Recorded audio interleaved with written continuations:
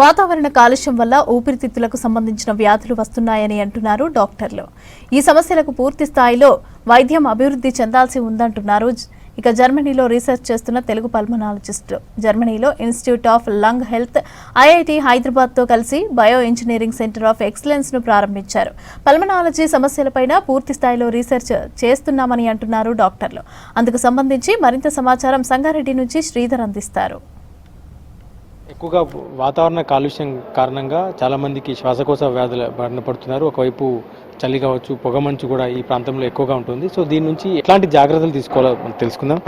చెప్పండి మేడం, అంటే మీరు ఇక్కడ ఎట్లాంటి రీసెర్చ్ చేస్తున్నారు, మీ గురించి? సో నేను గత 20-25 ఇయర్స్ నుంచి లంగ్ డిసీజెస్ అంటే క్రానిక్ లంగ్ అక్యూట్గా వచ్చే కాకుండా, అంటే ఇప్పుడు వచ్చే ఇన్ఫెక్షన్ లేకపోతే COVID-19, బట్ అది కాకుండా COVID-19 వచ్చే అంటే 2 ఇయర్స్ తర్వాత ఏమేమి కాంప్లికేషన్స్ వస్తున్నాయి, లేకపోతే లంగ్ డిసీజెస్ అంటే క్రానిక్ లంగ్ డిసీజెస్ అంటే ఎక్కువ కాలం ఉండేవాడు దీర్ఘకాల శ్వాసకోశ వ్యాధులండి.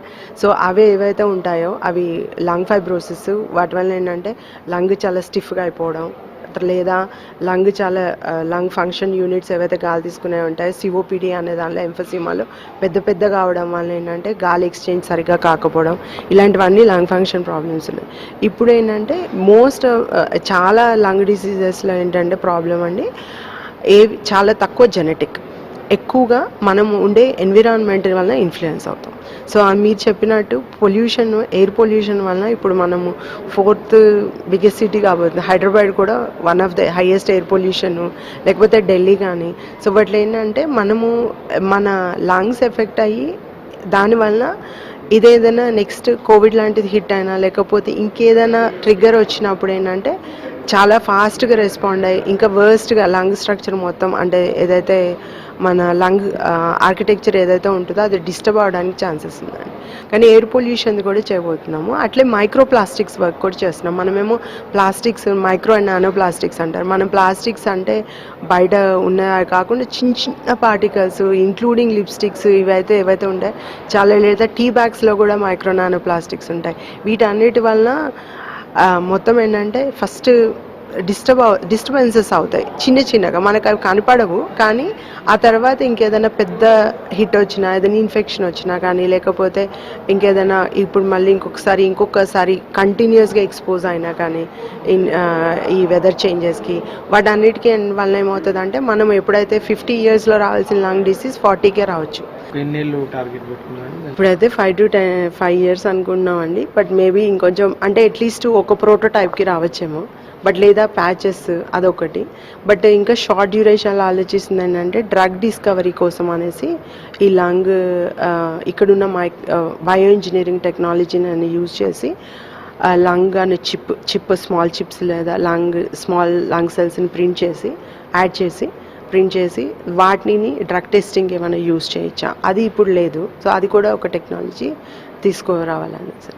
తర్వాత మన దేశంలో కావచ్చు, మన ప్రాంతంలో లంగ్స్ సమస్యలు, ఊపిరితిత్తుల సమస్యలు భారీగా పెరిగినాయని చెప్పి అంటున్నారు. దాంతోపాటు చాలామంది ఇబ్బందులు పడుతున్నారు. మరోవైపు పొల్యూషన్ కూడా ప్రధాన కారణమవుతుంది. ఈ ప్రాంతంలో పొల్యూషన్ పెరిగిపోవడంతో చాలా వరకు ఈ సమస్యలు వస్తున్నాయి. సో దీని గురించి ILH అంటే ఏదైతే IIT హైదరాబాద్లో ఏర్పాటు చేసిన ILH ప్రొఫెసర్ మనతో ఉన్నారు. సార్ చెప్పండి సార్, అంటే మీ పేరు, ఎట్లాంటి రీసెర్చ్ జరుగుతుంది? మెయిన్గా వచ్చి లంగ్ క్యాన్సర్ పైన రీసెర్చ్ చేస్తా అండి. నా టీంలో ఇంటర్నేషనల్ టీం ఉంటుంది, ఒక 25 మెంబర్స్ ఉంటారండి. సో మేము చేసేది ఎలా అంటే అన్ని లంగ్ డిసీజెస్కి, మెయిన్లీ లంగ్ క్యాన్సర్కి వర్క్ చేస్తాను. సో కోవిడ్ వచ్చిన తర్వాత మీరు మెన్షన్ చేసినట్టు పోస్ట్ కోవిడ్ ఎఫెక్ట్స్ ఎక్కువ ఉన్నాయండి. కోవిడ్ వల్ల కూడా వేరే లంగ్ డిసీజెస్ రావడానికి, కార్డియోవాస్కులర్ డిసీజెస్ రావడానికి అలాంటి అవకాశాలు ఉన్నవి. మా రీసెర్చ్ పర్టికులర్గా చేసేది ఏంటంటే లంగ్ క్యాన్సర్ అనేది ఎలా వస్తుంది, వచ్చినప్పుడు బెటర్గా మనం ఎలా ట్రీట్మెంట్ చేస్తాము.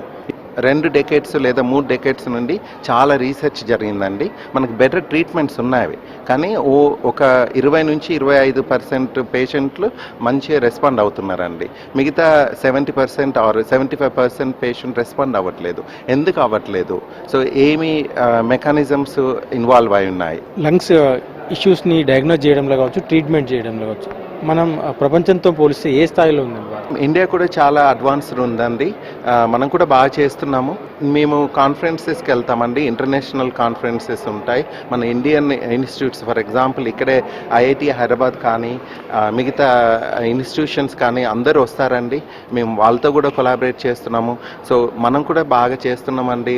అందరితో పాటు సమానంగా మిగతా కంట్రీస్తో పాటుగా రీసెర్చ్లో సేమ్ లెవెల్లో ఉన్నామండి. ఏమీ తక్కువ లేదండి నా దృష్టిలో. ఇప్పుడు మనం రెగ్యులర్గా పొల్యూషన్ అంటే ఎయిర్ క్వాలిటీ విషయంలో కూడా చర్చకు వస్తుంది. సో దాని గురించి ఒక కామన్ మ్యాన్ ఎట్లా తప్పించుకోవచ్చు అంటే దాన్ని ఏంటి ఎట్లా సేఫ్టీ ప్రికాషన్స్ ఎట్లా తీసుకోవాలి? అది కొంచెం కష్టము. మనం ఉన్న లోకల్ ఎన్విరాన్మెంట్లో నేను ఇక్కడ నుంచే పెరిగాను, ఇక్కడే ఉన్నాను, అక్కడికి వెళ్ళాను. అఫ్కోర్స్ ఇక్కడితో పోలిస్తే అక్కడ ఎన్విరాన్మెంట్ కంప్లీట్ డిఫరెంట్ అండి. ఇక్కడ పొల్యూషన్ ఎక్కువ ఉంటుంది, మన జనాభా ఎక్కువ ఉంటాము. అక్కడైతే ఇంత జనాభా ఉండదు, పొల్యూషన్ ఇంత ఉండదు. సో కంప్లీట్ డిఫరెంట్ అండి. దాన్ని అవేర్నెస్ దాన్ని రెడ్యూస్ చేసుకోవాలంటే అఫ్కోర్స్ మాస్క్ వాడడము. సో కష్టం అండి. పొల్యూషన్ని తప్పించుకోవడం అనేది నా దృష్టిలో కష్టము. సో దానికోసం అంటే మెయిన్లీ దాన్ని తప్పించే బదులు మనం ఎవ్రీ ఇయర్ స్క్రీనింగ్ చేసుకొని మన హెల్త్ని సిటీ స్కాన్స్ కానీ అది చేసుకొని అన్ని ఫర్ ఎగ్జాంపుల్ లంగే ఉంటే అన్ని బాగున్నాయా లేదా, కాఫ్ వచ్చినప్పుడు దగ్గు వస్తుందండి. దగ్గు అనేది లంగ్ డిసీజెస్ చాలా ఉన్నాయి. సిఓపిడి ఉంది, లంగ్ ఫైబ్రోసిస్ ఉంది, లంగ్ క్యాన్సర్ ఉంది. ఫర్ ఎగ్జాంపుల్ మనం ఈ మధ్య కోవిడ్తోనే అందరము ఎక్స్పీరియన్స్ అయి ఉన్నాము. అవన్నిటికీ మెయిన్ ఫస్ట్ వచ్చేది దగ్గండి. దగ్గు రాగానే మనం ఇది వెళ్ళిపోతుందని అట్లా ఉండకుండా ఫ్రీక్వెంట్గా అది లాంగ్ టర్మ్ దగ్గు ఉంటే దాన్ని సిటీ స్కాన్ చేసుకొని ఏముంది అని లంగులో అనేది చూసుకోవడం అనేది మెయిన్ ఇంపార్టెంట్ అండి. కానీ పొల్యూషన్ తగ్గించడం అనేది నాకు తెలిసినంత వరకు అది రీసెర్చర్ లాగా మనం చేసేది ఏమి లేదండి. మనం ఫ్రీక్వెంట్ స్కాన్ చేసుకొని ఎలా జాగ్రత్తగా ఉండడం అనేది చాలా ఇంపార్టెంట్ అండి. ఇది మన ప్రాంతంలో ఉన్న పొల్యూషన్ సమస్యకు పరిష్కారం కన్నా వాటి నివారణ ప్రత్యేకించి రెగ్యులర్గా చెకప్ చేసుకోవడం, దాంతోపాటు భవిష్యత్తులో కూడా దీనిపైన ఇంకా పరిశోధనలు కొనసాగుతున్నాయని, భవిష్యత్తులో దీనికి పూర్తిగా అయితే ట్రీట్మెంట్ కూడా చేసేందుకు కావచ్చు, ఇటు ఐఎల్హెచ్ కావచ్చు, ఐఐటి హైదరాబాద్ సహకారంతో ఒక ప్రోగ్రామ్ చేస్తున్న ఒక రీసెర్చ్ అయితే జరుగుతుందని చెప్పి చెప్తున్నారు. కెమెరామెన్ రాజుతో శ్రీధర్ విస్మిస్, ఐఐటి హైదరాబాద్ నుండి.